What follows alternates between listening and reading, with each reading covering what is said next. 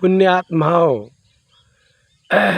हमारे समाज में भारत के बिहार, उत्तर प्रदेश और नेपाल के तराई में दहेज लेने की जो परंपरा है, ये दहेज लेने की परंपरा बिल्कुल एक भयंकर पाप है।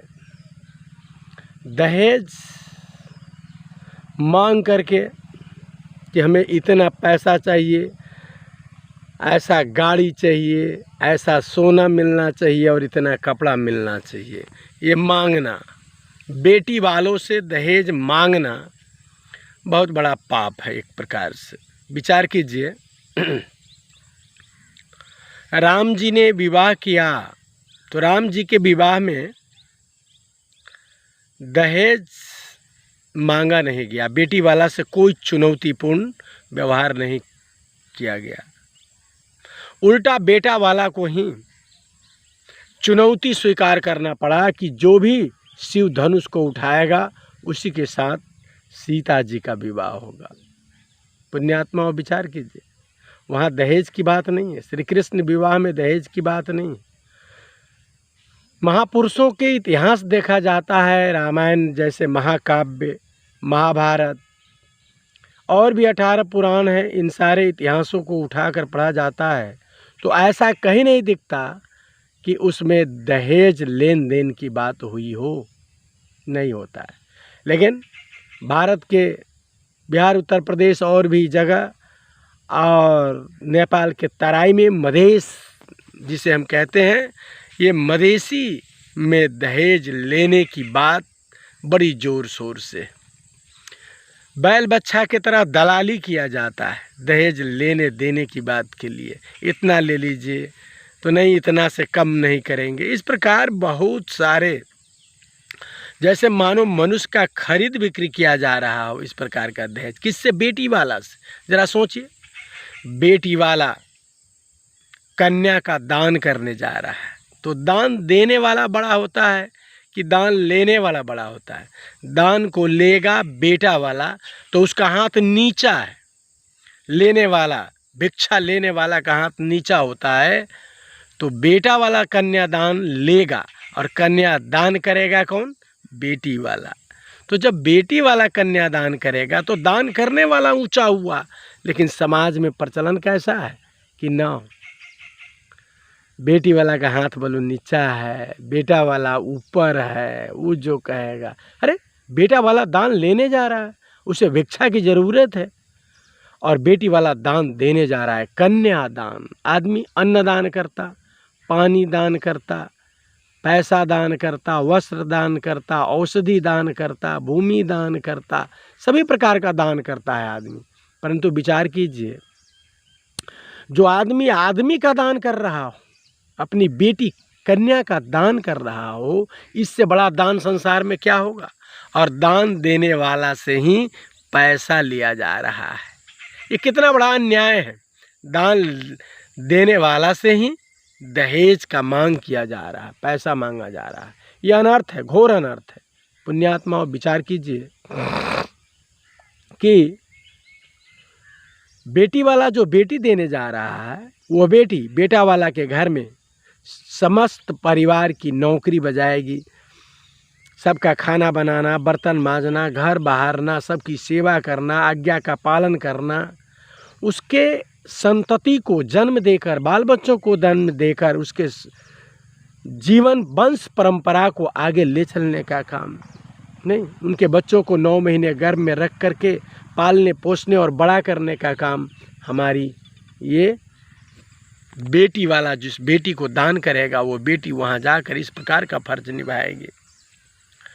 फिर भी जीवन भर के लिए जो दान दे रहा है, जीवन भर के लिए एक सेवक प्रस्तुत कर रहा है, उससे आप पैसा मांगते हैं? अरे बेटी वाला खुशी से तो निश्चित देता है, खुशी से बेटी वाला बहुत कुछ देता है। उसका सोने के लिए पलंग, टेबल, कुर्सी और रजाई, तोशक, पटिया, ओढ़ना, बहुत से सामान बेटी वाला खुशी से ही देता है। बस वही पर्याप्त है। लेकिन उससे मांगना घोर पाप है। अच्छे अच्छे लोग, शॉर्ट पैंट टाई कोट वाले, धोती कुर्ता वाले, समाज में प्रतिष्ठित कहे जाने वाले और धनी आदमी भी दहेज लेने से पीछे नहीं हटता। यहाँ तक कि कहता है सब दहेज ले ले, सोना ले ले, सब कुछ, तो कहता है बेटे के लिए 3 सीट कपड़ा दीजिएगा। कैसा दरिद्र है, कैसा बेशर्म है जो इसको अपने पैसा से बेटा को पहनाने के लिए कपड़ा नहीं है, अपने पैसा से तो बेटी वाला के पैसा से ही कपड़ा खरीद कर पहन के और उसी के दरवाजे पर जाएगा। ऐसा दरिद्र है, इसके पास पैसा भी नहीं अपने बेटा को कपड़ा पहनाकर शादी में ले जाने के लिए। ऐसा दरिद्र है, ऐसा घटिया विचार है इस आदमी का। इसलिए ये करता क्या है सज्जनों, तो उसी के पैसा से 3-3 सीट कपड़ा खरीदवाएगा। सब दिन पहनता है 200 रुपये मीटर कपड़ा, तो जब बेटी वाला से खरीदवाएगा बेटा वाला, तो कहेगा कि 2000-5000 के मीटर वाला कपड़ा खरीदेंगे। ये चाहिए, ऐसा चाहिए। उसी से दहेज तिलक लेकर के और भड़क्का छुरछुरी उड़ाएगा गुलछर्रा। उसका घरारी बेचवा दिया, उसका गहना बेचवा दिया, उसके ऊपर ऋण लदवा दिया और उसी पैसों से मौज मस्ती, बियर का बोतल तोड़ेगा, छुरछुरी भड़ाका उड़ाएंगे, अयासी का जीवन जीता है। पुण्यात्मा गलत है, ऐसा नहीं करना चाहिए। स्वेच्छा से जो दे दे, मांग नहीं करना चाहिए। अब रही बात, बाजार में सौदा बेचने वाला जो सब्जी वगैरह कुछ बेच रहा है, तो जो खरीदेगा सौदा को, जो घर ले जाना चाहता है, पैसा उसी का लगता है। तो बेटा वाला बहू को दूसरे की बेटी को बहू बना के घर ले जाना चाहता है, तो घर ले जाएगा सौदाऊ, कन्या को ले जाएगा बेटा वाला, सौदाऊ ले जाना चाहता है, पैसा तो उसी का खर्च होना चाहिए, पैसा तो उसी को देना चाहिए। बेटी वाला को कुछ पैसे देने चाहिए कि आपके गांव का जो आएगा 100-200 आदमी बारात, तो उसके भोजन का व्यवस्था आप थोड़ा ठीक से कीजिएगा, इसके लिए मैं सहयोग कर रहा हूँ, उसको देना चाहिए। बजाय उसी से पैसा लेता है। विचार कीजिए, बेचने वाला को पैसा लगता नहीं है, ये तो बेचारा अपना सामान दे रहा है बेटी वाला, तो जो घर ले जाएगा सौदा उसका पैसा लगना चाहिए। लेकिन उल्टा हम लोग पैसा बेटी वाला से लेते हैं। इसीलिए हमारे मधेश में बेटी जब घर में जन्म लेती है, बेटी का पैदाइश होता है, उसका जब जन्म होता है तो आदमी सिर नीचा कर लेता और मन भारी कर लेता है। अब बेटा पैदा हो तो काफ़ी खुशहाली, काफ़ी उत्साह परिवार में रहता है कि बेटा हुआ है। अरे बेटा और बेटी दोनों बराबर है। बेटी जितना सेवा माता पिता का करती है, उतना सेवा बेटा और बहू नहीं करता, जितना सेवा बेटी करती है माता पिता का। इसलिए बेटी और बेटा में कोई अंतर नहीं। बेटी को भी पढ़ाना चाहिए, लिखाना चाहिए, बड़ा बनाना चाहिए, और बेटा को भी करना चाहिए। फर्क नहीं दिखना चाहिए। अब तो इधर लोग समझने लगा है, पहले तो बेटी को पढ़ावे भी नहीं कि चूल्हा चौका का अधिकारी मात्र है, बेटा को पढ़ाओ, बेटे को दूसरे घर जाएगा। अरे दूसरे घर जाएगा तो शिक्षित होना चाहिए ना, बढ़िया होना चाहिए ना, एक असल नागरिक होना चाहिए ना पुण्यात्माओं। इसलिए कभी भी दहेज का मांग न कीजिए, ये पाप न कीजिए, घोर पाप है मांगना और लेना। हाँ, देगा जो खुशी से, अच्छा बात है, दिल दुखा कर लेने का कार्य नहीं कीजिए। इसी दहेज प्रथा के ऊपर, इस कुरीति के ऊपर मैंने एक कविता का रचना किया है, जो बज्जिका भाषा में है। रौतहट में जो भाषा बोली जाती है उसी भाषा को बज्जिका भाषा कहते हैं, जो रौतहट और सरलाही में और कुछ महोत्तरी तक और बिहार के बहुत सारे मुजफ्फरपुर तक, गंगा तट तक जो भाषा बोली जाती है उसे बज्जिका भाषा कहा गया है। इसलिए इस भाषा में ही रचना किया हूँ मैं इस कविता का। आप लोग ध्यान दे करके इस कविता को सुनिए और इससे शिक्षा ले करके और फिर इन कुरीतियों को छोड़ देने का संकल्प मन में लीजिए।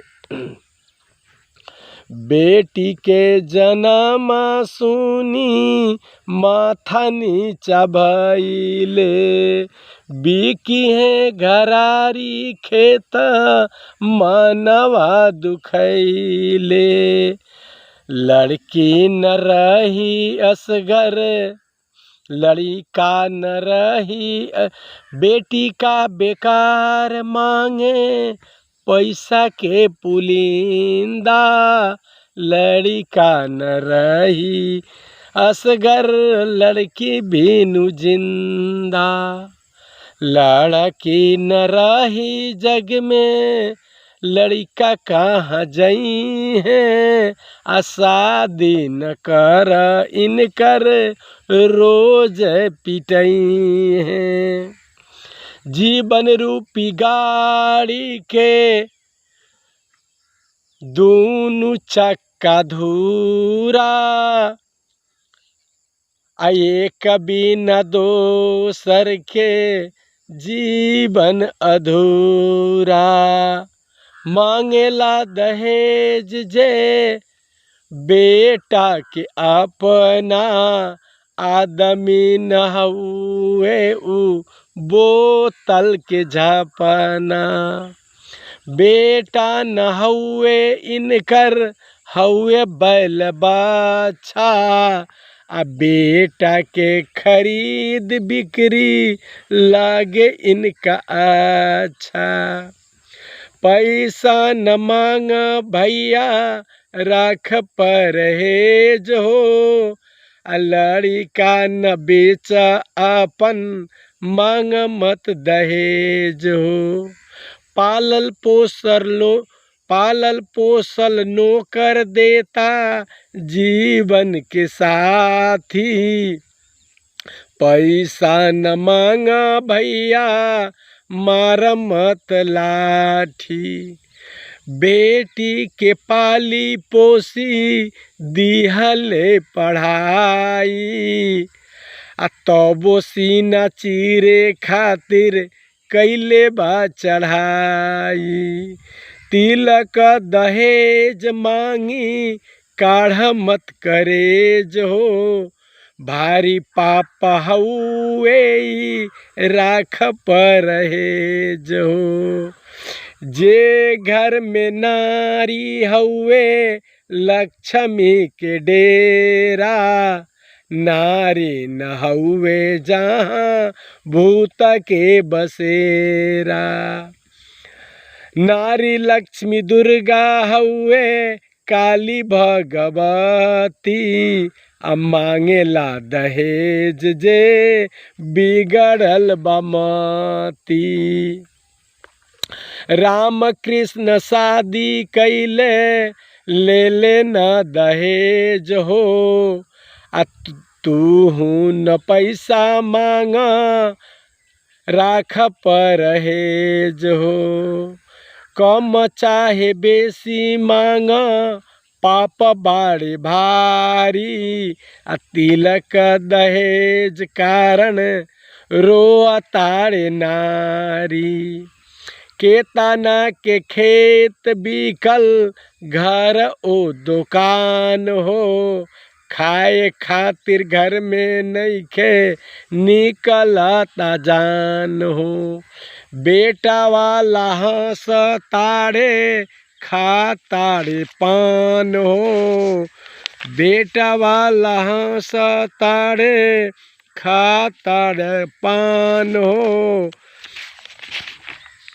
बेटी वाला रो रो के करता बिहान हो। सबका घर में बेटी बा सब केहू बूझी, सबका घर में बेटी बा सब केहू सोची। मानुष हो के मानुष के देह मत नोची।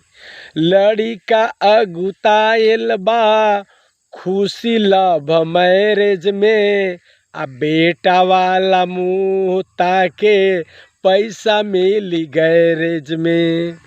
बेटी वाला धीरज राखू ऊ अपने से अगुताई, आ शादी करे बेटा वाला अपने से आई।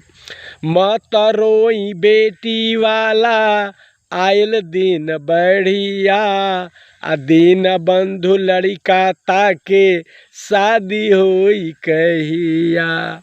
बेटी वाला को परहेज रखना चाहिए और बेटी को पढ़ा लिखा कर शिक्षित बनाइए, सिर्फ मूलक तालीम दीजिए, टेक्निकल पढ़ाइए या कोई इल्म सिखाइए कपड़ा सीने का, या कोई मैकेनिक, या फिर पढ़ा लिखा करके उसे सरकारी नौकरी और जॉब कर सके, इस काबिल बना दीजिए ताकि बेटा वाला स्वयं खबर भेजे कि आपके बेटी के साथ मैं अपने बेटे का विवाह करना चाहता हूँ। इस प्रकार का काबिल अपने बेटी को बना दीजिए। सज्जनों, दहेज लेना घोर पाप है और दहेज का परित्याग कीजिए। दहेज लेना महापाप है, इस पाप से बचिए। कन्यादान बेटी वाला दे रहा है, कितना बड़ा दान है, इसलिए इस दान को देने के बाद बेटी वाला का दिल मत दुखाइए। सबके घर में बेटी है, बेटी का नारी का अपमान मत कीजिए। जो कोई नारी का अपमान करेगा निश्चित उस आदमी का जीवन दुखी होगा, उसके घर में उसका सम्मान और पूजा नहीं मिलेगा। नारी का दिल, बेटी वाला का दिल मत दुखाइए। सज्जनों, नारी महान है। माँ जहाँ भी जाइए, माँ सबसे महान है। वेद के ऋषियों ने कहा त्वमेव माता च पिता त्वमेव, पहले माता का वंदना किया। जब हम सीताराम जपते हैं तो पहले सीता का नाम, जब राधे कृष्ण कहते हैं तो राधा का नाम पहले, गौरी शंकर कहते हैं तो पहले गौरी का नाम। इस प्रकार माँ का स्थान सबसे आगे है। पुण्यात्माओं, सभी ऋषि मुनि, सभी भगवान अपने माँ को श्रेष्ठकर माना है। इसलिए मातृशक्ति, नारी शक्ति, बेटी के विवाह में बेटी वाला से पैसा न मांगे। नारी शक्ति महान है, नारी शक्ति का सम्मान कीजिए। हमारा समाज खुशी से झूम उठेगा, हमारा समाज विकास करेगा और बेटी से कोई भी घृणा नहीं करेगा। जिसके घर में बेटी पैदा होगा वो चिंता से सिर बोझिल नहीं मानेगा, सिर नीचा नहीं करेगा, खुशी से रहेगा। ऐसा वातावरण बना दीजिए हमारे समाज में कि घर में बेटी जन्म ले तो झांके ना, सिर ऊंचा हो, चिंता न करे किसी प्रकार का। ऐसा वातावरण बनाइए, 5 पैसा की भी मांग ना कीजिए। ऐसा वातावरण सृजना करना चाहिए कि हमारा समाज स्वर्ग बन जाए।